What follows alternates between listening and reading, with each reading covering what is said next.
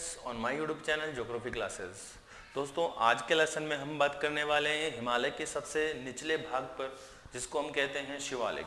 ठीक है, हिमालय का सबसे निचला भाग शिवालिक है। तो इससे ऊपर वाले जो भाग है उन श्रृंखलाओं की हम बात कर लेते हैं। इन श्रृंखलाओं में आती है सबसे पहले काराकोरम, काराकोरम, लद्दाख, जांस्कर भी बोलते हैं इसको, काराकोरम, लद्दाख, जास्कर। इसके अलावा फिर महान हिमालय आ जाता है, महान हिमालय, फिर पीर पंजाल, धौलाधार और शिवालिक, काराकोरम, लद्दाख, जास्कर, महान हिमालय, पीर पंजाल, धौलाधार और शिवालिक, ये हिमालय की उत्तर से दक्षिण की ओर क्रमबद्ध श्रृंखलाएं हैं। ठीक है, अब आप देखोगे कि हिमालय का जो सबसे दक्षिणी पार्ट है वो कौन है? शिवालिक है। सबसे दक्षिणी भाग कौन है? शिवालिक है। इस वजह से इस पर एक क्वेश्चन बन जाता है, क्या फुट रेंज ऑफ हिमालय कौन कहलाता है? तो फुट रेंज ऑफ हिमालय कौन कहलाएगा? शिवालिक कहलाएगा। फुट रेंज ऑफ हिमालय कौन कहलाएगा? शिवालिक कहलाएगा। ओके, अब हम इसके नाम पर बात करते हैं। ये भी ध्यान रखना आप, काराकोरम, लद्दाख, जांस्कर, महान हिमालय, पीर पंजाल, धौलाधार और शिवालिक, उत्तर से दक्षिण, दक्षिण से उत्तर की ओर ये क्रम पूछा हुआ है, आप याद रखेंगे अच्छे से। ओके, आगे बात करते हैं हम शिवालिक पे। तो शिवालिक के नाम पर हम बात करते हैं। तो शिवालिक जो बना है वो इस तरह से बना है, शिव प्लस अलक। ठीक है, अलक अर्थ होता है बाल। ठीक है, बाल, शिव के बाल, और इसी वजह से इसको हम शिवालिक कहते हैं। दूसरी बात एक और है, कुछ कहते हैं कि यहाँ पे 1.25 लाख चोटियां हुआ करती हैं। इस शिवालिक में 1.25 लाख चोटियां हुआ करती हैं, और उन 1.25 लाख चोटियों की वजह से ही ये 1.25 लाख शिवालिक, इस तरह से इसका नाम 1.25 लाख से शिवालिक हो गया। ओके, ये ध्यान रखना है। इसके अलावा फिर इसके कुछ उपनाम है। कुछ कहते हैं यहाँ पे शिवालिक नाम की एक नदी भी बहती है। वास्तव में जो शिवालिक है ये 1.25 लाख है, जो भी है। अब शिवालिक के कुछ उपनाम हैं, या इसका जो वास्तविक नाम है वो मैं बता देता हूं कि हम पढ़ रहे हैं वास्तव में उप हिमालय, ये आपको ध्यान रखना है। ठीक है, उप हिमालय, या हम इसको कहते हैं बाह्य हिमालय, उप हिमालय या बाह्य हिमालय हम इसे कहते हैं। ओके, तो शिवालिक है, शिव प्लस अलक का मीन्स होता है बाल। मैं इसको ठीक से लिख देता हूं, बाल और या 1.25 लाख। ये शिवालिक पार्ट है उप हिमालय का। ये वाले जो पार्ट है आप जान पा रहे हैं, ये पार्ट है ट्रांस का। महान हिमालय आ गया, फिर पीर पंजाल, धौलाधार, लघु हिमालय आ गया, और फिर शिवालिक आ गया। कौन? और ये उप हिमालय हो गया, है ना। मैं यहाँ पे लिख देता हूं एक बार, ये हो गया ट्रांस हिमालय, ये महान है ही। ये हो गया हमारा मध्य या उप हिमालय। शिवालिक हो गया हमारा बाह्य हिमालय। ठीक है, इसको हम उप हिमालय कहते हैं और इसको हम लघु हिमालय कहते हैं। ठीक है, अब बात कर रहे हैं उप हिमालय या बाह्य हिमालय में शिवालिक की। अब ध्यान से सुनना, कुछ क्वेश्चन है। शिवालिक को जम्मू कश्मीर में क्या कहते हैं? शिवालिक को जम्मू कश्मीर में जम्मू हिल्स कहते हैं, जम्मू हिल्स कहते हैं। ठीक है, ये आपको ध्यान रखना। एक और नाम मिलेगा नेपाल में जो हमारा शिवालिक है, नेपाल में इसे हम चूरिया हिल्स कहते हैं। तो जम्मू हिल्स है जम्मू कश्मीर में, नेपाल में है चूरिया हिल्स। ओके, अब मैं इसके विस्तार को आपको बता देता हूं। इसकी जो बातें हैं वो हो गई हैं, नाम वगैरह पे, दक्षिणी पार्ट है वगैरह सभी। अब इसका जो विस्तार है उस विस्तार पे हम चर्चा करते हैं। ये बात ध्यान रखना कि हिमालय का दक्षिण पार्ट तो है ही, साथ में ये हिमालय का सबसे नवीनतम भाग भी है। ये अच्छे से याद रखना, हिमालय का सबसे नवीनतम भाग है ये। ठीक है, ये ध्यान रखना, हिमालय का सबसे नवीनतम पार्ट है और हिमालय का सबसे अपर्दित पार्ट है। विवर्तनिक दृष्टि से, विवर्तनिक कह दो या टेक्टोनिक दृष्टि से ये हिमालय का सबसे नवीनतम भाग है, सबसे नवीनतम भाग है, ये आपको ध्यान रखना है। अब इसके विस्तार की हम बात करते हैं तो इसका विस्तार देखियो किस तरह से है। अपना जो हिमालय है यानी इसका जो दक्षिण पार्ट है वो इस तरह से विस्तृत है।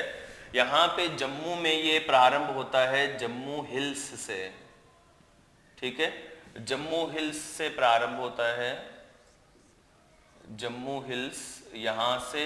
उसके बाद इसका कुछ विस्तार हिमाचल प्रदेश में है, फिर कुछ विस्तार उत्तराखंड में है, फिर बिल्कुल नेपाल में आपको ये चूरिया हिल्स के रूप में मिलेगा। उसके बाद सिक्किम पर आके ये अपने सिक्किम के दक्षिण में एक्चुअल में वेस्ट बंगाल में दार्जिलिंग क्षेत्र में ये विस्तृत हो जाता है। दार्जिलिंग है, कलीपोंग क्षेत्र है, कलीपोंग और दार्जिलिंग क्षेत्र यहाँ पे ये विस्तृत है। अब यहाँ पे इस हिमालय में गैप आ गया, यहाँ पे गैप है, ये गैप है, ये गैप आ गया यहाँ पे, ठीक है। ये गैप किन नदियों से आया है? यहाँ पे जो गैप नदियां जिन नदियों से गैप आया उनमें तिस्ता, तिस्ता और टोरसा नदियों से इस हिमालय में यहाँ पे गैप का निर्माण हुआ। और उसके बाद फिर ये नॉर्थ ईस्ट में विशेषकर अरुणाचल प्रदेश की डाफला, मिरी, अबोर, मिश्मी, ये हमने पहले ही लिख पढ़ रखी हैं। डाफला, मिरी, अबोर, मिश्मी, डाफला, मिरी, अबोर, मिश्मी पहाड़ियों के रूप में ये विस्तृत है। कुछ पहाड़ियां फिर नॉर्थ ईस्ट में है, नागा, पटकोई, बूम वगैरह, ये सभी पहाड़ियां ये शिवालिक के पार्ट हैं। ओके, ये आपको ध्यान रखना है। अब शिवालिक में हमें कुछ खास विशेषता देखने को मिलती है। क्या? शिवालिक क्षेत्र में हमें देखने को मिलती हैं दून घाटियां, दून घाटियां देखने को मिलती हैं। और विशेषकर दून घाटियां कहाँ हैं? उत्तराखंड में हैं। दून घाटियां देखने को मिलती हैं जो उत्तराखंड में हैं, ठीक है। इसके अलावा उत्तराखंड के पूर्व में इन घाटियों को हम द्वार भी कहते हैं। एग्जाम्पल हम ले चुके थे पहले, इसके लिए देहरादून और इसके लिए हरिद्वार। साथ ही शिवालिक में एक भूआकार देखने को मिलता है जिसको हम चाओ कहते हैं, चाओ। शिवालिक में भूआकार देखने को मिलता है जिसको चाओ कहा जाता है। चाओ क्या होता है? शिवालिक क्या है? हिमालय का सबसे अपर्दित भाग है, हिमालय का सर्वाधिक अपर्दित भाग है, ठीक है, ये ध्यान रखना है। अब अपर्दन करने के कारण शिवालिक से जो नदियां उतरकर आती हैं उनमें रेत भर जाती है, ठीक है। और यही रेत से भरी हुई जो नदियां हैं, ठीक है, रेत से भरी जो नदियां हैं, रेत से भरी नदियां, ये नदियां क्या कहलाती हैं? चाओ कहलाती हैं। ये आपको ध्यान रखना है। रेत से भरी जो नदियां हैं वो चाओ कहलाती हैं, ये ध्यान रखना है। अब शिवालिक का जो दक्षिणी भाग है, शिवालिक का जो दक्षिणी भाग है, यहाँ पे फिर हमें कुछ भूसंरचनाएं देखने को मिलती हैं जिसे हम कह सकते हैं कि गिरिपद क्षेत्र कहते हैं हम, गिरिपदीय क्षेत्र। गिरिपदीय क्षेत्र में हमें कुछ विशेषताएं देखने को मिलती हैं। उनमें मैं कहूं फर्स्ट भाबर, तराई, ये थोड़ा सा जान लीजिए। वास्तव में भाबर और तराई मैदानी स्वरूप में आते हैं, लेकिन फिर भी क्योंकि ये हिमालय के गिरिपदीय क्षेत्र में ही मिल जाते हैं तो हम यहाँ इनको जान रहे हैं। बाकी उत्तर का विशाल मैदान जब हम पढ़ेंगे तब भाबर और तराई को हम डिटेल से पढ़ेंगे। तो यहाँ पे एक सिंपल सा जान लीजिए, भाबर क्या होता है। ऐसा मान लीजिए कि ये कोई चट्टानी क्षेत्र है, ठीक है, यहाँ चट्टानों ने कंकड़ों का जमाव किया है, चट्टानों के कंकड़ों का जमाव हो गया है। और जब कोई नदी निकलती है तो इन कंकड़ों के नीचे नीचे बहती है। आप बताओ, कंक्रीट है, कंक्रीट पे आप पानी डालोगे, क्या पानी ऊपर दिखाई देगा क्या? बिल्कुल नहीं ना, ठीक है। और पानी उन कंक्रीट के नीचे नीचे बहेगा, कंक्रीट के नीचे नीचे बहेगा। इस वजह से यहाँ ये जो क्षेत्र है चट्टान कंकड़ युक्त क्षेत्र है, चट्टान कंकड़ युक्त क्षेत्र, चट्टान कंकड़ युक्त जो क्षेत्र है, इसी चट्टान कंकड़ युक्त क्षेत्र को हम भाबर कहते हैं, जहां नदियां किस अवस्था में बहती हैं, अदृश्य अवस्था में। नदियां किस अवस्था में बहती हैं, अदृश्य अवस्था में। इसी को हम क्या कहेंगे, भाबर कहेंगे, ये ध्यान रखना है। ओके, भाबर के दक्षिण में मिलती है तराई, भाबर के दक्षिण में मिलता है तराई, ठीक है। अब देखो सिंपल सा है कि जैसे ही भाबर खत्म होगा 10 से 15 किमी के बाद, नदियां कंकड़ों के पश्चात एकाएक जमीन पर प्रकट होंगी। जब नदियां जमीन पर प्रकट होंगी तो वहां पे क्या बनाएंगी, दलदली क्षेत्र बनाएंगी। और दलदली क्षेत्र जो होगा, तर क्षेत्र होगा, उसी को हम क्या कहेंगे, तराई कहेंगे, ठीक है ना। तो तराई जो होता है वो कहाँ होता है, भाबर के दक्षिण में, ये ध्यान रखना है। तराई क्षेत्र कहाँ होता है, भाबर के दक्षिण में। ओके, ये खास विशेषता थी शिवालिक की। क्वेश्चंस जैसे हिमालय कंप्लीट हो गया, आज हमारा हिमालय, मैं आपको इस हिमालय के प्रादेशिक विभाजन और भौगोलिक विभाजन दोनों के ना क्वेश्चन सोल्व करवाऊंगा, ठीक है। और उस क्वेश्चन में मैं नहीं दिखूंगा, बट क्वेश्चन आपको जरूर दिखेंगे, ओके ना। तो उन क्वेश्चंस को आप समझते हुए अच्छे से सोल्व करेंगे हम कल ही, ठीक है। बहुत ज्यादा डिले नहीं करते हुए कल ही हम उन क्वेश्चन को मैं लेके आऊंगा आपके सामने, ओके। उन क्वेश्चन से आपको अपनी तैयारी का पता चल जाएगा, ओके। अब हमारे पास आज के लिए और लास्ट हम करते हैं, हम हिमालय की कुछ प्रसिद्ध घाटियां हैं उनके बारे में पढ़ते हैं। हिमालय की जो प्रसिद्ध घाटियां हैं उनकी हम बात करते हैं, ओके फ्रेंड्स। हम बात कर रहे थे हिमालय की जो प्रसिद्ध घाटियां हैं उनके बारे में, ठीक है। तो हिमालय की प्रसिद्ध जो घाटियां हैं उनको एक डायग्राम से मैं बताता हूँ, और उसके बाद फिर कुछ अन्य जो घाटियां रह जाएंगी उनको भी मैं एक डायग्राम से बताऊंगा। तो एक डायग्राम लेते हैं हम।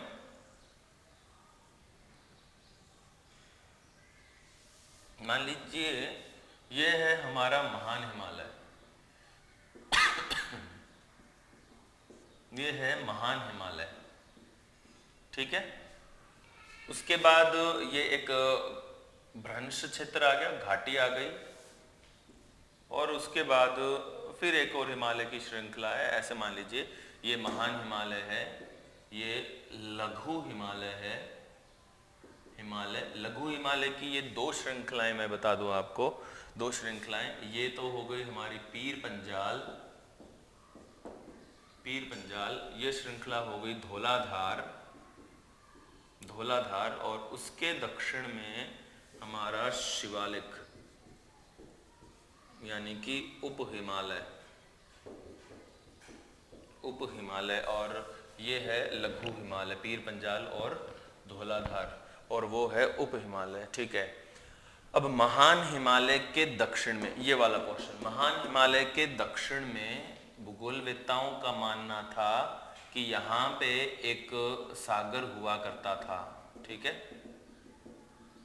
या एक तटीय सरोवर था यहाँ पे, और ये सरोवर था करेवा,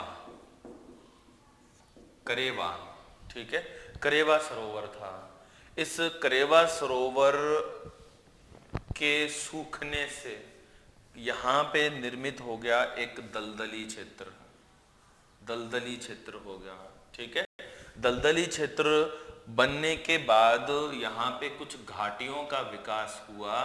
तो महान हिमालय और पीर पंजाल के मध्य कुछ घाटियां मिलती हैं इस क्षेत्र में, उनमें प्रधान रूप से है कश्मीर घाटी, इसको हम पीर पंजाल घाटी भी कहते हैं, और इसके साथ ही यहाँ पर है काठमांडू घाटी, काठमांडू घाटी, कश्मीर घाटी और काठमांडू घाटी, ठीक है, ये आपको ध्यान रखना है।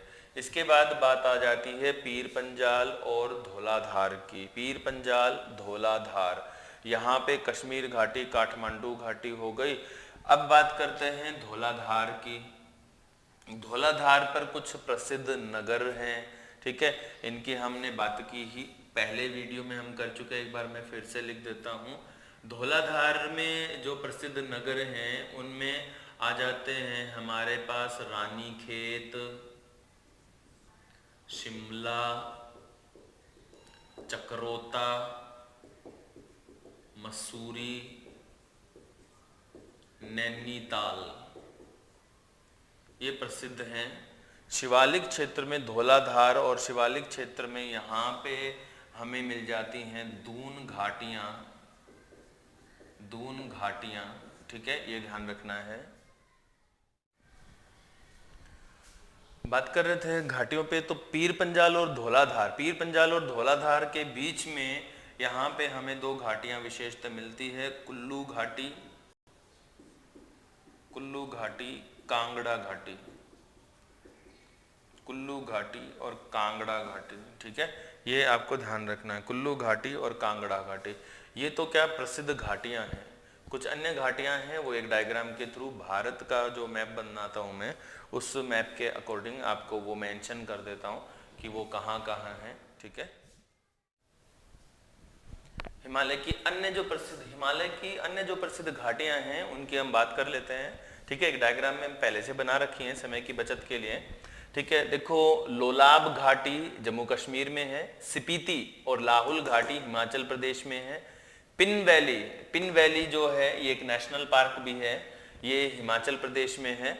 फूलों की घाटी ये एक नेशनल पार्क चमोली में है, चमोली डिस्ट्रिक्ट है उत्तराखंड में, वहां पे पड़ती है। Nubra valley, Zanskar valley, मरखा valley ये लद्दाख में है। युमतांग वैली ये भी फूलों के लिए ही प्रसिद्ध है और ये सिक्किम में है। इसके अलावा फिर अरुणाचल प्रदेश में मिल जाती हैं दिबांग रिवर वैली, लिख दें कोई दिक्कत नहीं है, ये रिवर से संबंधित हैं मोस्टली, जैसे नुब्रा रिवर है, ठीक है, लोलाब रिवर है ये, तो दिबांग रिवर वैली, ठीक है, और दिहांग रिवर वैली,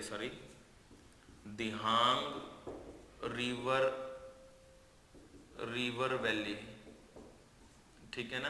तो ये अपने अरुणाचल प्रदेश में हो जाती हैं, ठीक है। ओके, तो आप इन घाटियों को अच्छे से याद रखना। अब हिमालय, कल तो मैं आपको क्वेश्चन लेके आऊँगा आपके लिए, और उसके बाद हिमालय के दर्रे आपको बताऊंगा और फिर हिमालय अपना कंप्लीट हो जाएगा। दोस्तों, वीडियोस लाइक करते रहिए, शेयर कीजिए, कमेंट में आपके लिए आपको कोई क्वेश्चन पूछना है तो आप कमेंट कीजिए, मैं आपको उसका जरूर से रिप्लाई दूंगा, ठीक है।